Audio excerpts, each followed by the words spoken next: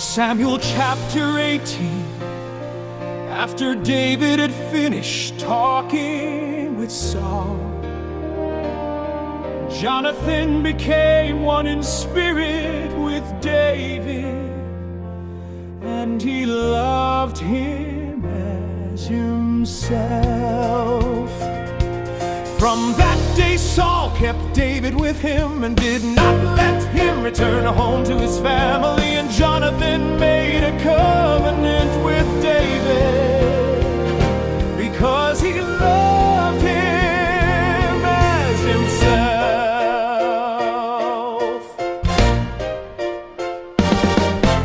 He took off the robe he was wearing and gave it to David, along with his tunic, even his sword, his bow, and his belt. Whatever mission Saul sent him on, David was so successful that Saul gave him a high rank in the army.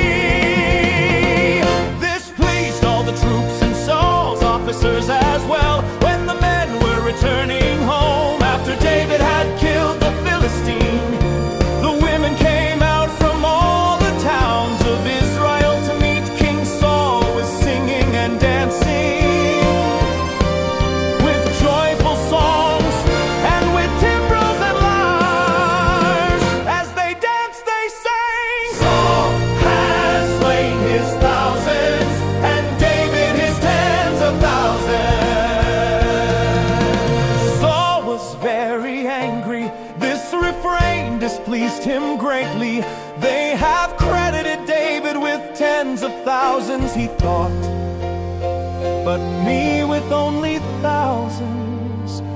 What more can he get but the kingdom? And from that time on, Saul kept a jealous eye on David. The next day an evil spirit permitted by God came forcefully on Saul. He was prophesying in his house while David was playing the lyre as he usually did. Saul had a spear in his hand. He hurled it, saying to himself, I'll pin David to the wall. But David eluded him twice.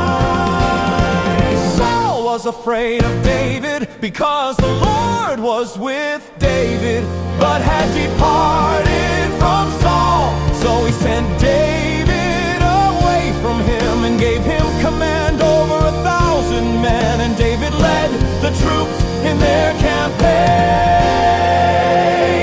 In everything he did, he had great success because the Lord was with him.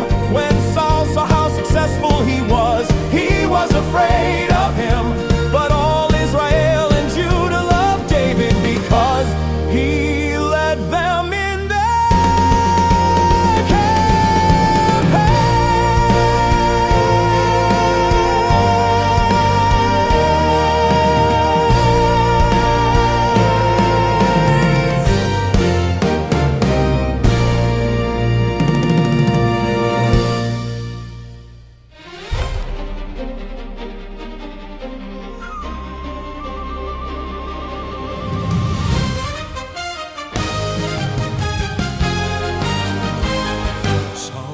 to David, here is my older daughter Merah. I will give her to you in marriage. Only serve me bravely and fight the battles of the Lord. For Saul said to himself, I will not raise a hand against him. Let the Philistines do that.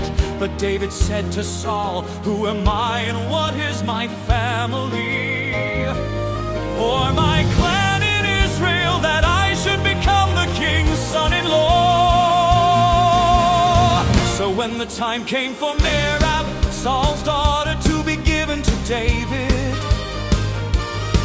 she was given in marriage to Adriel of Meholah.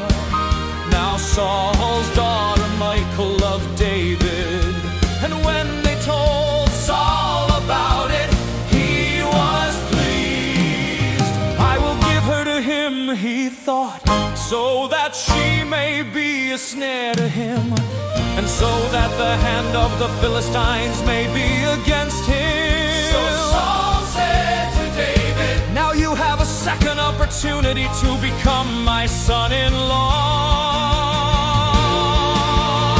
Then Saul ordered his attendants, speak to David privately and say, look, the king is pleased with you, and his attendants all like you. Now become his son-in-law. They repeated these words to David, but David said, do you think it is a small matter to become the king's son-in-law? I'm only a poor man and little known.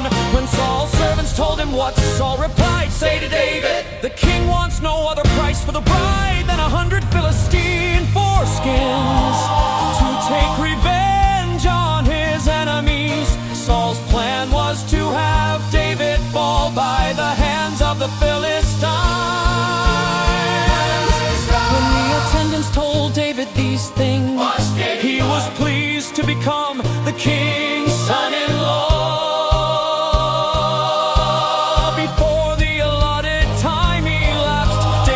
His men with him and went out and killed 200 Philistines. He brought back their foreskins and presented the full number to the king, so that he might become the king's son-in-law. Then Saul gave him his daughter Michal in marriage.